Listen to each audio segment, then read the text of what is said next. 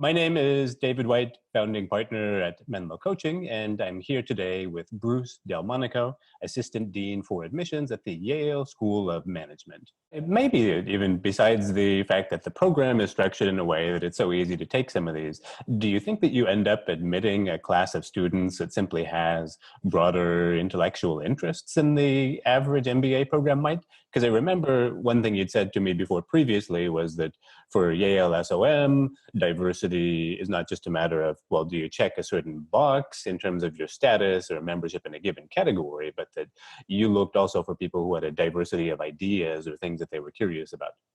Yeah, no, I think that's exactly right. And it's tough for me to compare to other MBA programs, obviously, sort of not being there, but only being at Yale. But I know, from our past conversations, what you said, I think that's exactly right. We do care about diversity across a whole host of dimensions, and it's not just about sort of affinity group. It's not just about what your formal background is academically or professionally, but really about how you think. And we do, in the admissions process, because since that's what I'm involved with, I'll relate it to that. We are looking to bring in people who are have diverse ways of thinking, and at core are very intellectually curious. It's not just at Yale about absorbing material that's given to you, but it's really about thinking about the material, thinking about it in sort of a highly integrated way, which speaks to our curriculum, and really sort of questioning sort of the status quo, why things are the way they are there better ways to do things? How should I think about this? Not just sort of receiving the knowledge, but really kind of thinking deeply about it and making it your own. And I think that's so we are in admissions. We're looking for people who have that mindset, have that mentality, and think very critically and do apply that kind of rigorous approach to their studies and to themselves more generally. So I think that definitely is an important part of the experience here at Yale. Now, what are some categories of applicants or potential students who maybe aren't considering the Yale School of Management actively enough, but they should be considering it more? So, I mean, we've gone through some of the ones where I don't think it's a secret that you have good recruiting in the consulting or the banking and some of those areas, but what are some of the areas where people might think, well, I don't want consulting or banking, I'm not in nonprofit, I'm not doing a dual degree, what's in it for me at Yale? Who are some of those ones that it would be a great fit anyway? Yeah, I mean, I'm reluctant to mention any because I feel like I'll leave something out and, I would be necessarily incomplete. I'll say a few things though, and I would start by saying, we do very much think of ourselves as a general management school. So when you graduate from Yale, you will be well positioned and well prepared to have an impactful career in whatever field you want to go into, whatever industry, whatever sector. And we feel very strongly about that, and we think that's very much the case. The things you mentioned in terms of finance and consulting, investment banking consulting, social sector, are very true. We talked about technology. I think that's a growing area. We're well positioned. I think becoming increasingly well positioned to be effective there. Related to that, entrepreneurship has really grown a lot at Yale recently. The last, say, 4 or 5 years since Kyle Jensen joined us. He's a technology entrepreneur himself. He has 3 degrees from MIT, undergraduate, master's, and PhD.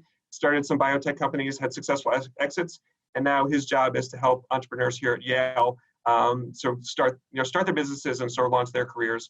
And he's built out a couple dozen new courses. There's a whole new entrepreneurship center here. He's really connected to Sci-City, which is our Center for Innovation and Technology at Yale, endowed by Joe Tsai, who is the #2 at Alibaba and is Yale College and Yale Law alum. So there's a lot of activity going on there, and that's really a very exciting thing. I would also, again, at the risk of leaving other things out, you talked about the joint degree, so I won't say, sustainability, the forestry school, the joint degree with the law school and medical school and elsewhere, public health, the kinds of things you can do there. But marketing is actually something that is quite strong here at Yale. We have top faculty, and I think people don't always think of us as a marketing school. But one of the most exciting aspects of and offerings here at Yale is actually through YCCI, the Yale Center for Customer Insights.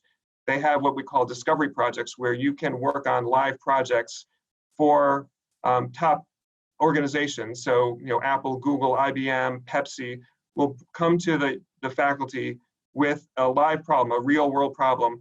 Faculty will enlist students, and you can work on those problems, those issues with the faculty. And so it's very much a strong experiential component to the program through the marketing department, through the Yale Center for Customer Insights. And I think people don't always know about that, don't always appreciate it and realize it, but there's a lot going on in that space. And I think it's for people who are thinking about a career in marketing or brand management, there's a lot to be had here at Yale. Now, back to what you said a moment ago, the entrepreneurship. So sometimes if people will ask us about entrepreneurship, we tend to be a little bit pessimistic maybe, or people will say, great, I want to start a company during the MBA. Oh yeah. What have you done to make some progress toward that? Well, I've been thinking about a couple of ideas. And then I tell them, well, Bruce is not going to believe you. Bruce wants to be confident you're going to be able to take good advantage of those resources. And, where's the beef? Where's your business plan? Where's the potential customers? But, are we being too harsh? What kinds of people would you welcome to explore entrepreneurship at Yale SOM? What does someone need? Sorry. Yeah, no, I think your instincts are exactly right. And you're approaching it very similar to how we do so as in the admissions process, in the sense that if you say you're an entrepreneur, where's the beef, as you say? So what's the, what have you done? Do you have a product? Have you gone to market? Do you have customers? Do you have suppliers? Is there cash flow? Do you have any employees? What stage are you at in the process? We want to get a sense that it's something that you're very serious about. It's not just, I have an idea, and when I come to Yale, it'll magically all happen.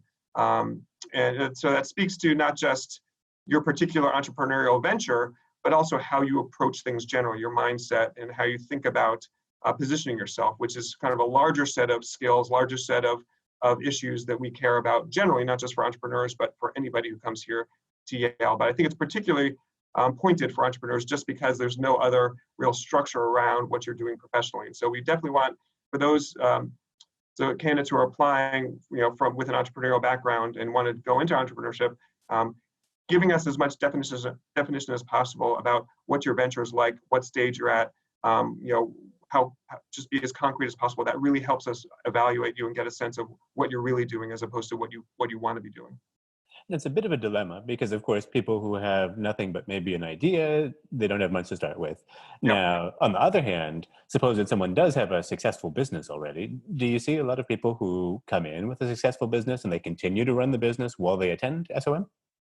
It's tricky because, as you know, any full-time MBA program is very immersive. And so it kind of takes away from the experience here to be trying to do something else offsite, trying to run a business. We've seen people who've maintained them, definitely. What they tend to do is it's usually they'll have a partner or some other sort of group of people who are working with them, and they will kind of transition out a little bit, take a less active role in the day-to-day running of the venture, but still be involved in a kind of a higher level way, still kind of stay in touch, and then kind of re-engage after graduation. So that definitely does happen. It's a tough balance to strike, but it is possible to do. But it's less common, although I think probably, frankly, it probably happens every once in a while, so that someone actually stays actively involved in their venture. But I think it's great, coming to SOM, because a lot of people have been, somewhat successful in their entrepreneurship venture or elsewhere, but they've really been guided more by sort of instinct and sort of gut feeling, and they really want to get sort of the structures and frameworks and sort of formal strategies for how to approach some of the problems they face. And so it's really great to sort of take those experiences and kind of develop those frameworks that you can then apply more rigorously after you graduate. And I think that's a lot of the value of the MBA for not just for entrepreneurs, but for people generally. Yeah.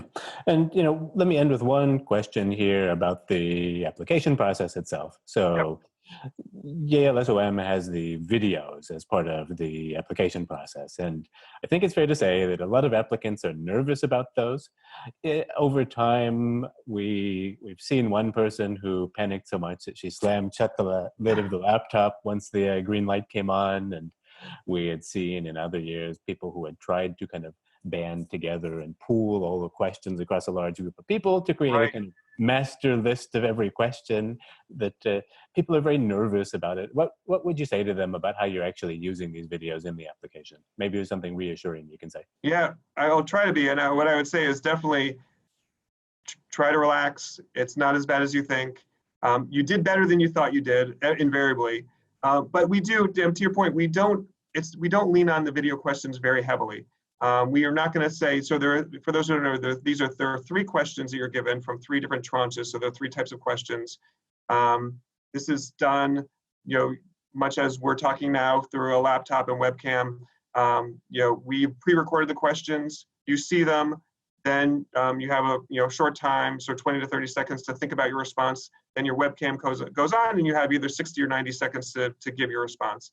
So, we're not gonna have a couple of minutes of extemporaneous, impromptu video responses outweigh your academic record, your professional record, your grades, your test scores, essay, those types of things. It's very much meant as just another additional data point, and we usually use it as a positive. So it's not something that will undermine or disqualify anyone, but it's oftentimes we use it we'll get more insights, and it'll be something that will actually invite us to prompt us to invite someone to interview who we might not otherwise invited. So it's actually more of a positive than anything else, but it's definitely not something that's worthy of stress or anxiety. We don't rely heavily on them. We know that these are not rehearsed things, that you're doing them in the moment, and we don't expect perfection. So my main advice with the video questions is obviously take it seriously, do a good job, but don't worry that it's going to be a make or break kind of thing for your application. It's we put much less weight on it than you might otherwise think. Now, to be fair, I should probably give you one of them right now. Okay. An education without art is incomplete. True or false? But we won't really do that. Well, you're going deep. You're going back far. That's a couple cycles ago. That's a good question, though. I like that one. Yeah, we believe that the real fundamentals of these things then don't change. I don't think that we are very obsessed with trying to know the latest questions, but that how to give a natural performance has a lot more to do with what you said. To relax, to kind of know how to show yourself speaking fluently than to memorize an answer to a list of questions. Right. No, I think that's exactly right. It's as much about sort of how you think and how you think through issues than it is about what the specifics of what you say. And again, just to reiterate, we're not looking for perfection, so don't get too caught up in it. Well, is there any other question that I should have asked you about Yale SOM? No, I think we covered a lot of ground. I really appreciate the opportunity to talk, and hopefully, what I provided is helpful to people who are thinking about the school. I do think, I've been here for over a dozen years. I came because of the mission and because of the values of the school. I've stayed because of the mission and values of the school. I think it's a great place for me and for students. I like the fact that people here really care. They're very optimistic. They think they can make a difference in the world, and it's good to be around people like that. Yeah. Well, Bruce, thank you for your time today. Sure. Thank you very much.